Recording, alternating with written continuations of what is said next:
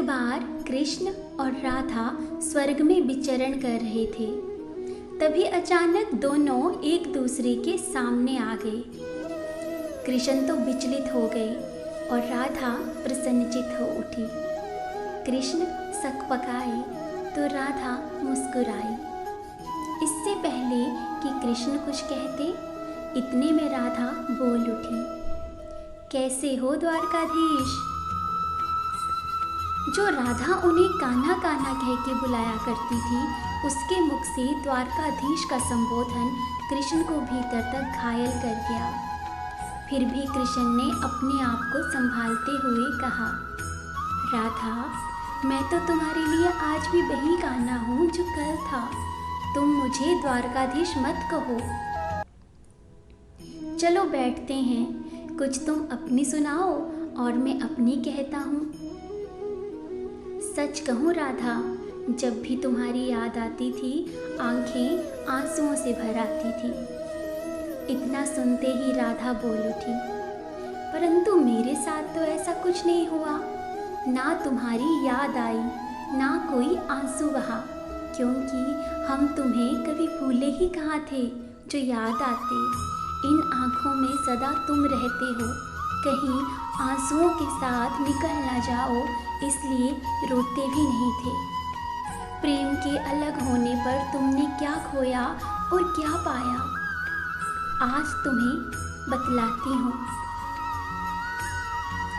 क्या तुमने कभी सोचा कि इस तरक्की में तुम कितना पिछड़ गए। यमुना के मीठे पानी से जिंदगी शुरू की और समुद्र के खारे पानी तक पहुंच गए। एक उंगली पर चलने वाले सुदर्शन चक्र पर भरोसा कर लिया और 10 उंगलियों पर चलने वाली बांसुरी को भूल गए। कान्हा, जब तुम प्रेम से जुड़े थे तो जो उंगली गोवर्धन पर्वत उठाकर लोगों को विनाश से बचाती थी, प्रेम से अलग होने पर उसी उंगली ने क्या क्या रंग दिखाया। सुदर्शन चक्र उठाकर विनाश के काम आने लगी। कान्हा और द्वारकाधीश में क्या फर्क होता है, बतलाऊं तुम्हें। अगर तुम कान्हा होते तो तुम सुदामा के घर जाते, सुदामा तुम्हारे घर नहीं आते। युद्ध में और प्रेम में यही तो फर्क होता है। युद्ध में आप मिटाकर जीतते हैं और प्रेम में आप मिटकर जीतते हैं। कान्हा, प्रेम में डूबा हुआ आदमी दुखी तो रह सकता है, पर किसी को दुख नहीं देता।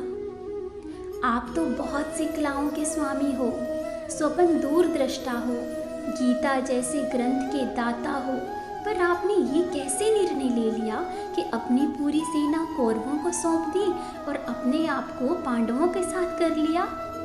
सेना तो आपकी प्रजा थी, राजा तो पालक होता है, उनका रक्षक होता है। आप जैसे महान ज्ञानी उस रथ को चला रहे थे जिस रथ पर अर्जुन बैठा था, आपकी प्रजा को ही मार रहा था।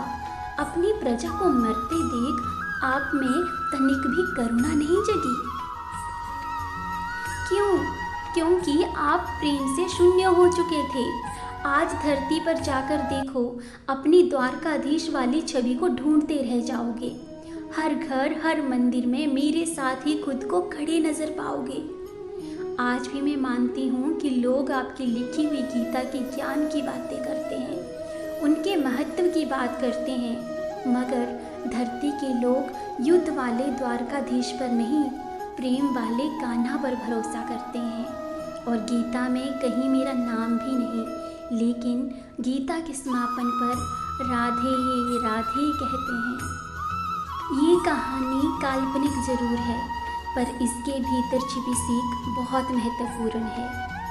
श्री कृष्ण के पास किसी प्रश्न का उत्तर ना हो, ऐसा तो हो ही नहीं सकता, परंतु राधा द्वारा लगाए गए प्रश्न चिन्हों पर भी कान्हा मौन रही। यही तो है प्रेम में समर्पण का भाव। पराक्रम में हमें हर किसी को हराना होता है, तब भी हम जीत कर भी हार जाते हैं, परंतु प्रेम में एक ही कईयों का दिल जीत लेता है। सही कहा है कि छोटी सी उंगली पर पूरा गोवर्धन पर्वत उठाने वाले भगवान श्री कृष्ण छोटी सी बांसुरी को दोनों हाथों से पकड़ते थे। तो इसी के साथ फिर हम मिलेंगे एक और नई कहानी के साथ, एक नए विषय के साथ। तब तक आप सभी अपना ख्याल रखिए और सदैव प्रसन्न रहिए। राधे राधे।